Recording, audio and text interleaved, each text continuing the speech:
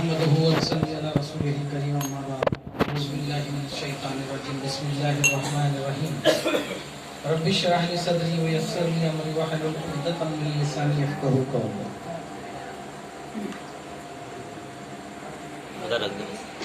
यहाँ पर मौजूद हमारे जलगांव जिला के जिला सदर जिला अध्यक्ष आली जनाब अहमद शेख सर और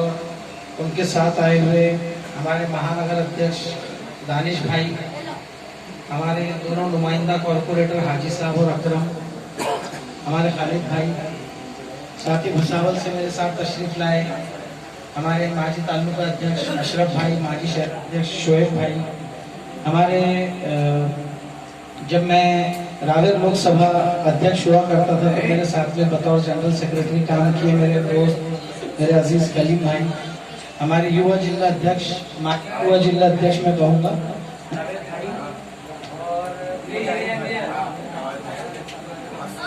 हेलो और मुजाहिद भाई, हम तमाम यहाँ पर आज जैसा कि सर ने कहा कि सिर्फ और सिर्फ आपकी मोहब्बतों और आपके खुलूस की खातिर यहाँ पर आए हैं। और मैं समझता हूँ कि यहाँ के चेहरों के लिए मेरी बात, और मैं कोई नया आदमी नहीं हूँ। मैं पिछले लगभग 4 सालों से मैं समझता हूँ कि रावेर में आ रहा हूँ, आप ही के जज्बों के साथ और आप ही की मेहनतों के साथ। अल्हम्दुलिल्लाह हम लोगों ने जो है तो यहाँ पर आमदार के इलेक्शन में भी काफी मेहनत की, आप तमाम ने हमारा साथ दिया, आप लोगों ने उस वक्त भी जो इज्जत से नवाजा, और ये आप लोगों की दी हुई इज्जतें, आप लोगों का दिया हुआ हौसला और आप लोगों का दिया हुआ साथ ही है कि मुझे जो है तो रावेर लोकसभा के बाद में सीधे नॉर्थ महाराष्ट्र की बॉडी के अंदर एक ज्वाइंट सेक्रेटरी की हैसियत से जो है तो डॉक्टर खालिद परवेज साहब जो हमारे नॉर्थ महाराष्ट्र अध्यक्ष है, तो मैं समझता हूं कि ये मेरा कोई कमाल नहीं है, ये कमाल है पूरे रावेर लोकसभा के लोगों का कि जिन्होंने मेरा साथ दिया कि जब भी मैंने इनको आवाज दिया तो इन लोगों ने लब्बैक कही,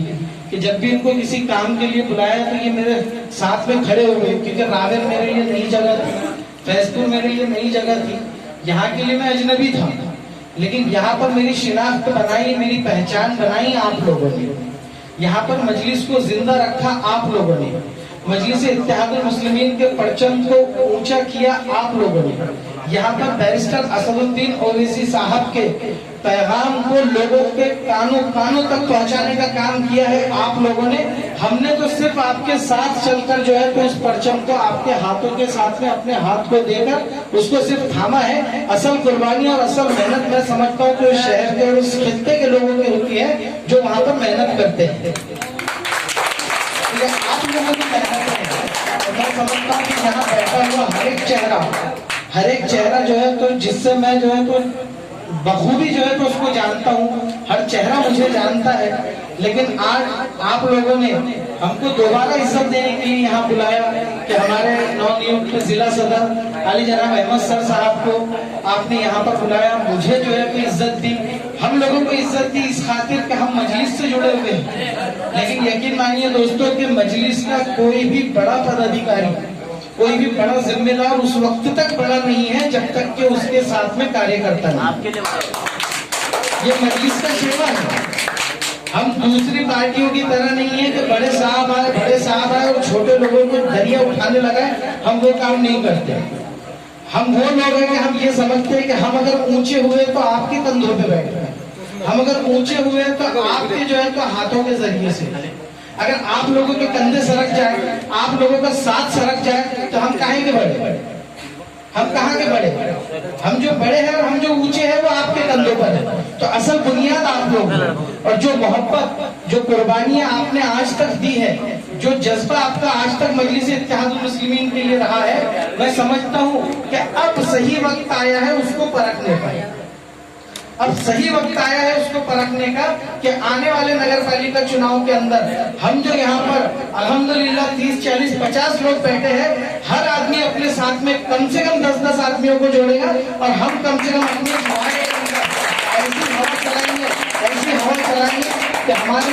खित्ते से, इस पूरे ग्रीन बेल्ट से, जैसा सर ने कहा, मैं उन्हीं की बात को रिपीट करता हूँ कि हम 4 से 5 नगर सेवक यहाँ पर लाकर अपने झंडे को जो है तो रावेर की नगर पालिका पर लहराएंगे इंशाल्लाह। आपको इस इतिहास को कायम रखना है, इस जज्बे को ठंडा नहीं होने देना है। अभी कुछ दिन पहले हमारी बात हुई थी कि मजलिस-ए-इत्तेहादुल मुस्लिमीन समझ लीजिए कि एक पारस पत्थर की मानी है, इसको लोहा में टकराता है तो सोना बन जाता है। ये मजलिस-ए-इत्तेहादुल मुस्लिमीन की खासियत है। और जब आप मजलिस से जुड़े हो ना तो यकीन मानो आपको फोन आना चालू हो जाएंगे। जब आज के प्रोग्राम के फोटोज वायरल होंगे, जब आज के प्रोग्राम के जो है तो वीडियोस वायरल होंगे, कह रहे बाप यहाँ पे तो जिला अध्यक्ष साहब आकर चले गए, यहाँ तो नॉर्थ महाराष्ट्र जो है तो जनरल सेक्रेटरी जो है तो ज्वाइंट सेक्रेटरी फिरोज भाई आके चले गए, और रावेर के आपके अल्हम्दुलिल्लाह सभी नगर सेवकों से लेके जितने भी यहाँ के कारिंदे हैं सब अल्हम्दुलिल्लाह मेरे को पहचानते, क्योंकि अपन ने बहुत बार इनको धोया है यहाँ पे, है ना, आप ही लोगों के जरिए से। तो अब कल से आप लोगों को फोन आना चालू होंगे, मिलने के सिलसिले चालू होंगे। अरे बेटा कहाँ जा रहा, वो चक्कर में मत पड़, वो एमआई वाले फंसा देते हो, एमआई वालों के चक्कर में रहना केस हो जाएंगी।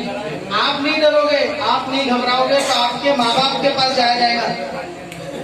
मैं खानदेशी आदमी है, प्योर खानदेशी में जो रावेर में लैंग्वेज चल रहा है, दादा तुम्हारे कोरिया को समझाओ,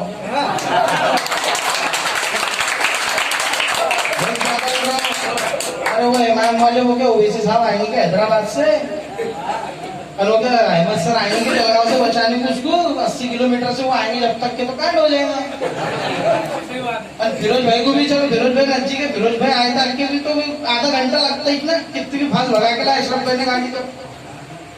तो वो बहकाने की कोशिश करेंगे, भड़काने की कोशिश आपको की जाएगी। लेकिन यकीन मानिए हमको अपने जज्बात को ठंडा नहीं होने देना है, अपनी मोहब्बतों को ठंडा नहीं होने देना है। इसी जोश खरोश के साथ, इसी जज्बात के साथ हमको मजलिस-ए-इत्तेहादुल मुस्लिमीन के परचम को मजबूती से थाम के रखना है। हमको बैरिस्टर असदुद्दीन ओवैसी साहब और जनाब अकबरुद्दीन ओवैसी साहब के पैगाम को हमको हर घर तक पहुंचाना है। जो काम हमारे खासदार, हमारे प्रदेश अध्यक्ष जनाब इम्तियाज जलील साहब कर रहे हैं, आज जिस तरह से अपनी मसरूफियत और अपनी बीमारी के बावजूद हमारे नॉर्थ महाराष्ट्र के सदर, हमारे कायद जनाब डॉक्टर खालिद परवेज साहब बीमार होने के बावजूद, तकलीफ में होने के बावजूद, महानगर पालिका की सैकड़ों परेशानियां होने के बावजूद वो नॉर्थ महाराष्ट्र का दौरा करते हैं, सिर्फ इस खातिर कि किस तरह से हर घर में मजलिस-ए-इत्तेहादुल मुस्लिमीन का पैगाम चला जाए और किस तरह से ये कौम बेदार होकर अपने हक की लड़ाई को लड़ने वाली बन जाए। ये पैगाम लेकर डॉक्टर खालिद परवेज साहब ने नॉर्थ महाराष्ट्र में एक बीड़ा उठाया है